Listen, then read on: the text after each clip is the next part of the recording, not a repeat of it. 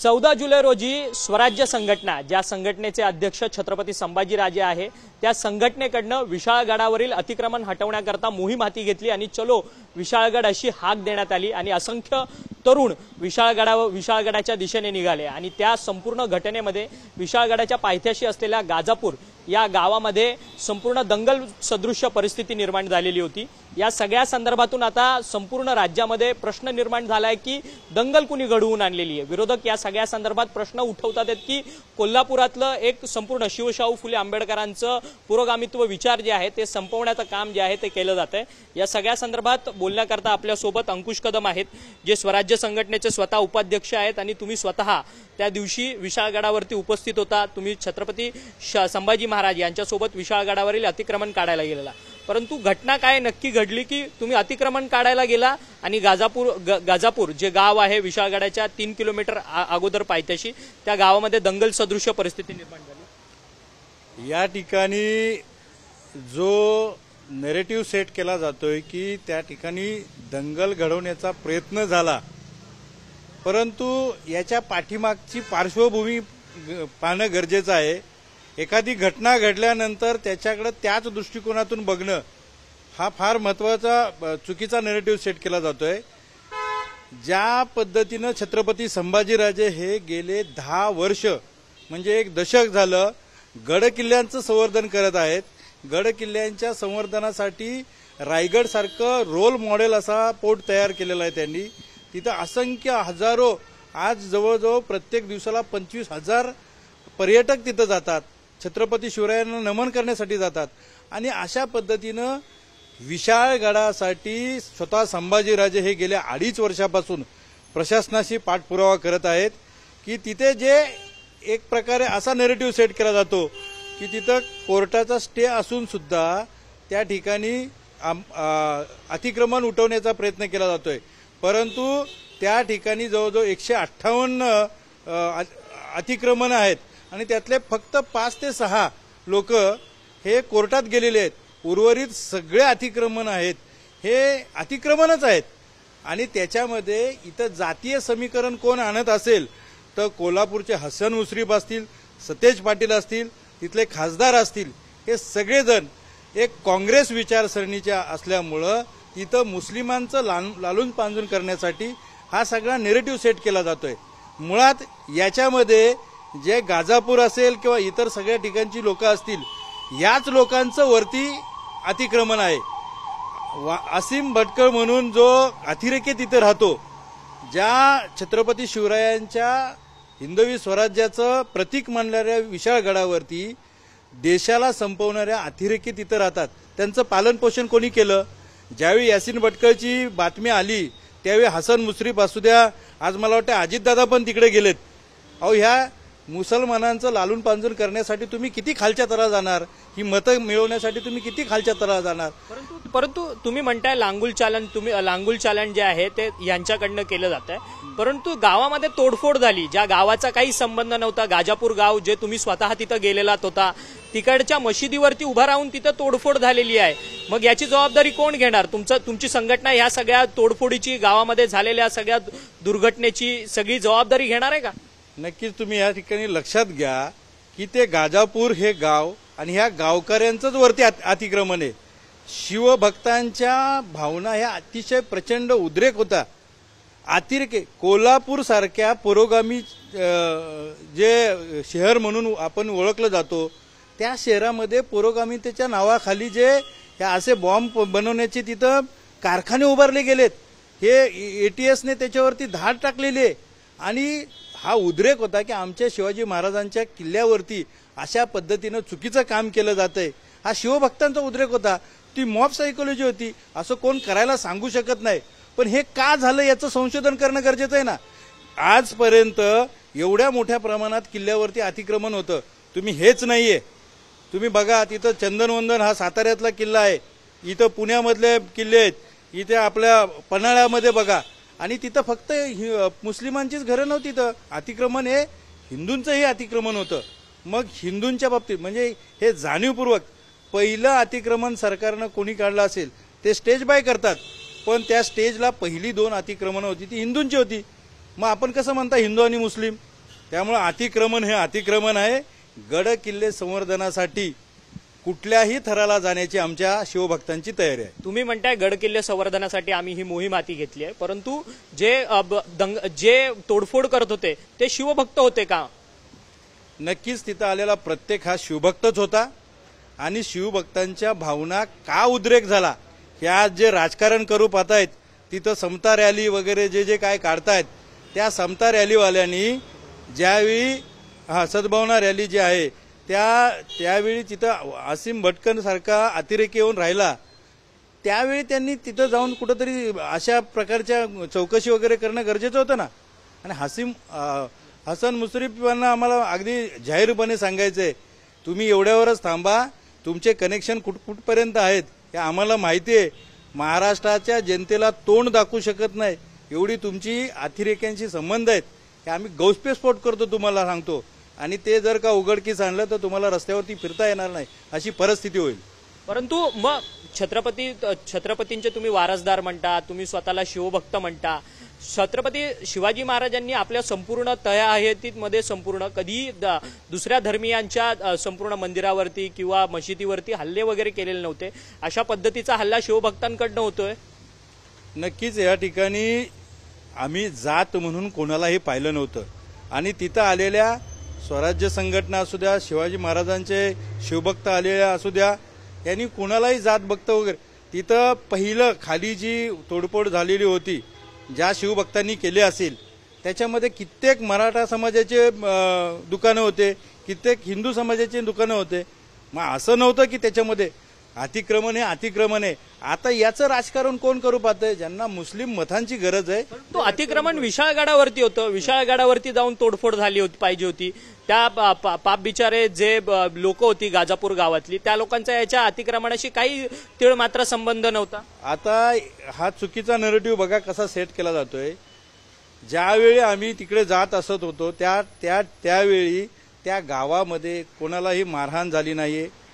तिथं जो व्हिडिओज आहेत, व्हिडिओ माध्यमांमध्ये त्या प्रकारची मारहाणीचे सगळे व्हिडिओज आहेत. सर सांगतो, आम्ही ज्यावेळी विशाळगडाकडे चाललो होतो त्यावेळी सकाळी एक व्हिडिओ आला आणि तो व्हिडिओ असा होता की त्या ठिकाणी तो पत्रकार किंवा कोण एक जण होता आणि त्याला स्वतःलाच त्याने मारून घेतलं होतं. आणि एक चुकीचा पोलिसांनी तसं सांगितलेलं आहे आम्हाला की असं काही झालं नाहीये. आणि याला जबाबदार खरं कोण असेल तर कोल्हापूरचं पोलीस प्रशासन असू द्या, तिथलं कलेक्टर्स असू द्या आणि तिथले लोकप्रतिनिधी हेच आहेत. तुम्हाला माहिती आहे की हा इतका सेन्सिटिव्ह विषय असताना मग तुम्ही त्या ठिकाणी तशी जबाबदारी का नाही घेतली? तर त्यामुळे हा जो नेरेटिव्ह सेट केला जातोय जातीय वातावरण करण्याचा, हिंदू आणि मुस्लिम करण्याचा, याच्याकडे जाऊ नका. छत्रपती संभाजीराजे यांचं 10 वर्षापासून गड किल्ल्यांसाठी काम चालू आहे. आणि गड किल्ल्यांच्या मग ते हिंदूंच्या अतिक्रमण तुम्ही म्हणताय की तुम्ही सगळेजण गेलेलात, तुम्ही स्वतः माध्यमांना व्हिडिओ पाठवत होता की माझ्यासोबत हजारो शिवभक्त त्या विशाळगडावरती जातात अतिक्रमण करायला. मग जी दंगल झाली त्या दंगलीची जबाबदारी तुम्ही आणि तुमची संघटना घेते का सर? स्वतः दंगल म्हणून दंगलीचं आम्ही कधीही समर्थन केलं नाही. आणि जी तोडफोड झाली मग त्या तोडफोडीचं समर्थन करताना शिवभक्तांच्या भावना आहेत त्या का झाल्या ह्याचं पहिलं निरीक्षण करायला पाहिजे ना. गेले आज 20 वर्ष शिवभक्त दुसऱ्या धर्मियांच्या महिलांच्या अंगावरती हात घालण्या इतपत ते सक्षम आहेत का? मग ते स्वतःला शिवभक्त समजतात? असं कुठंही आमच्या निदर्शनात आलं नाहीये. हा चुकीचा नेरेटिव्ह सेट केला. स्वतः छत्रपती शाहू महाराज खासदार गेलेले असताना महिलांनी त्यांना सांगितलं की आमच्या अंगावरती कानातले सोन्यातले दागिने देखील शिवभक्तांनी नेले. मग हे शिवभक्त तुम्ही मानता का? हे मला एक सांगायचं आहे, हे एक वेगळ्या प्रकारचं राजकारण चालू आहे. याच्या पाठीमागं फक्त सतेज पाटील जे आज खऱ्या अर्थानं शाहू महाराजांच्या कानामध्ये काहीतरी सांगतायत आणि चुकीच्या पद्धतीनं हे वातावरण तयार करतायत. हे सतेज पाटलांना पुढच्या वेळी ते निवडून येतील की नाही याची आता फार मोठी त्यांना धास्ती लागलेली. कारण मुस्लिम मतांसाठी किती खालच्या पातळीला जायचं हा गड किल्ल्यांचा विषय आहे ना. तुम्ही आजपर्यंत एकदा तरी त्या सतेज पाटील यांनी विशाळगडावरती जाऊन बघितलंय का? मिनी पाकिस्तान वाटतं अशी परिस्थिती आहे. तिथं हिंदूंची काही 2-3 हे होती मंदिरं होती ती नास्तानबूत झाली. आणि एक कबर होती जी 8 बाय 10 होती, तिला 3000 स्क्वेअर फूटची जागा वाढवलेली आहे. मग अशा पद्धतीनं तिथं ड्रग्ज, तिथं दारू, तिथं कत्तलखाना, अशा प्रकारच्या गोष्टींना तुम्ही समर्थन कसं करू शकता? आणि याच्या बाबतीत हे जे लोकप्रतिनिधी हे चुकीच्या त्या महिलांनी सांगितलं, अरे अतिरेकी आम्हाला म्हणता तुम्ही?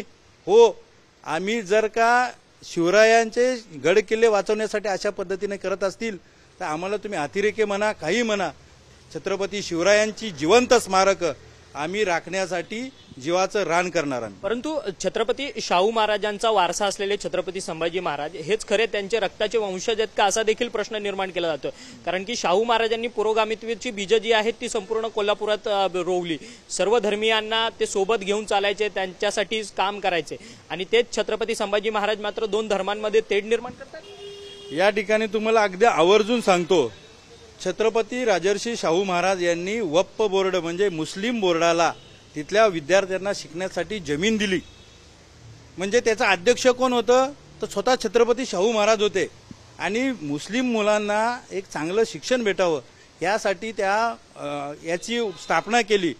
आज 3,500 कोटीची जमीन मुस्लिम बोर्डाने, वक्फ बोर्डाने गिळंकृत केली. त्याच्यासाठी शाहू महाराज का पुढे आले नाहीयेत? म्हणजे काय आहे माहिती आहे का, की एक काही नेत्यांशी चांगले संबंध असतील, मग त्यांची विचारधारा म्हणजे पुरोगामित्व नाहीये.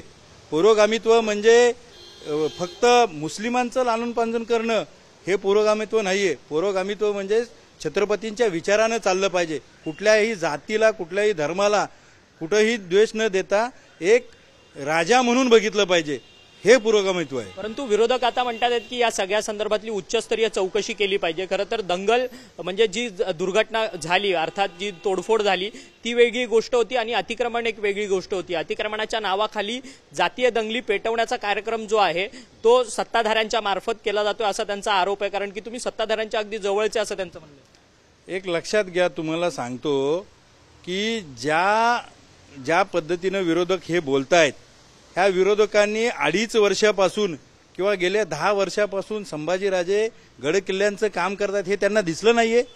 गड किल्ल्यांबद्दल संभाजीराजांची भाषणं प्रत्येक चेक करा, त्या प्रत्येक भाषणात गड किल्ले आहेत.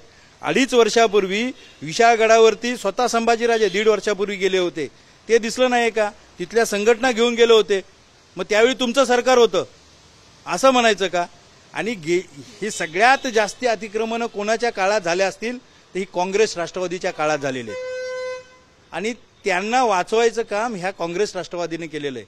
मग आता त्यांचा प्रॉब्लेम काय की आमचा पारंपरिक मतदार जो मुस्लिम आहे, आणि तुम्ही लक्षात घ्या जेवढी त्या ठिकाणी अतिक्रमणं झाली ते हिंदूंची पण आहेत, मुस्लिमांचे पण 70-80% मुस्लिमांचे आहेत.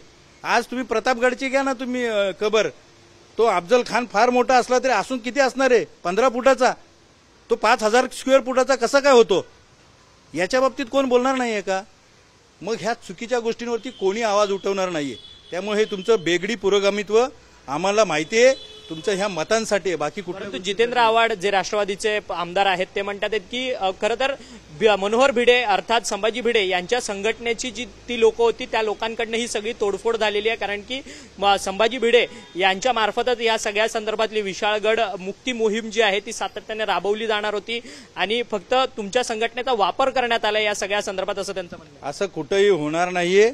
आमची संघटना महाराष्ट्रभर सगळ्यात गड किल्ल्यांच्या बाबतीत सक्षम काम करणारी संघटना आहे. त्यामुळं आमचा वापर करणं आणि छत्रपतींचा वापर करणं हे कोणाच्या बापाला जमणार नाहीये. आमचा प्रामाणिक हेतू होता, आणि आम्ही तिथं बघा गेल्यानंतर स्टँड छत्रपती संभाजीराजेने घेतला की मुख्यमंत्री जोपर्यंत खऱ्या अर्थाने आम्हाला शासनाच्या माध्यमातून हे अतिक्रमण हटवायचं होतं, जायचंच असतं आम्हाला हे करायचं असतं तर वरती तोडफोड करायला गेलो असतो ना आम्ही. पण आम्ही एक चांगला स्टँड घेतला तिथं, आणि आम्ही मुख्यमंत्र्यांचं जवळजवळ 2.5 तास 3 तास थांबल्यानंतर मुख्यमंत्र्यांचा कॉल आला. कलेक्टर स्वतः मुख्यमंत्र्यांशी बोलत होते की तिथली परिस्थिती सांगत होते भयंकर.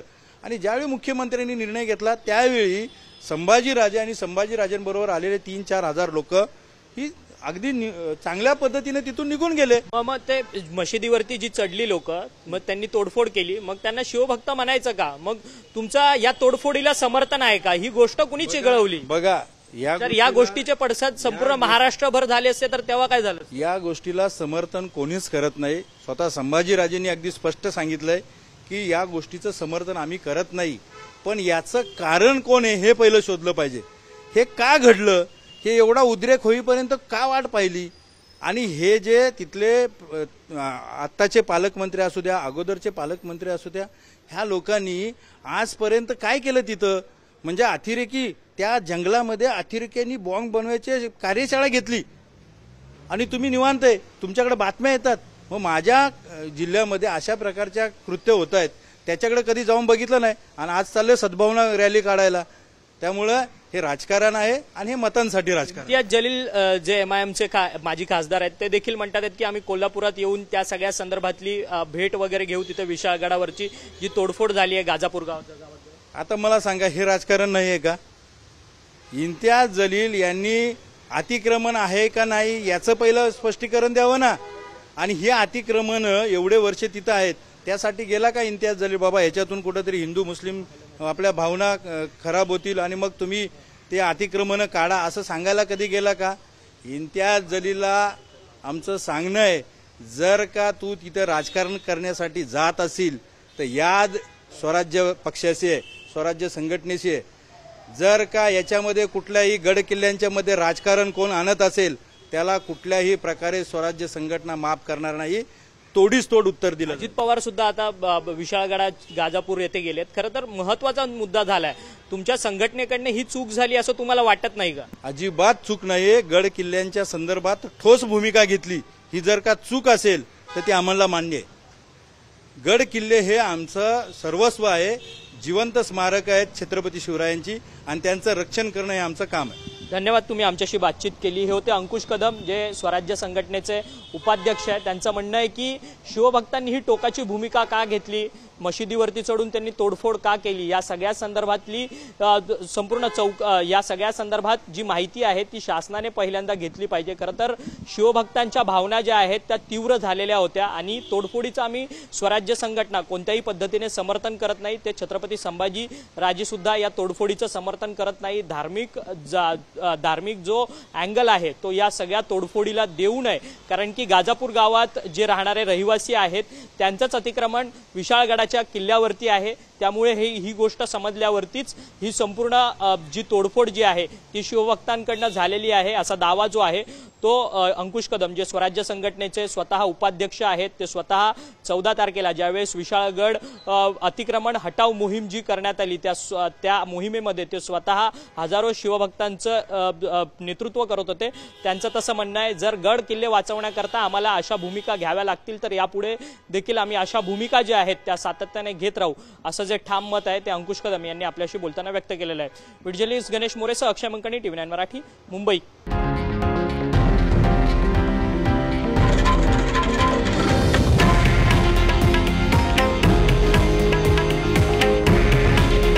हे आहे देशातील नंबर 1 न्यूज नेटवर्क आणि आपण पाहत आहात TV9 मराठी. काळजी तुमची, हित महाराष्ट्राचं.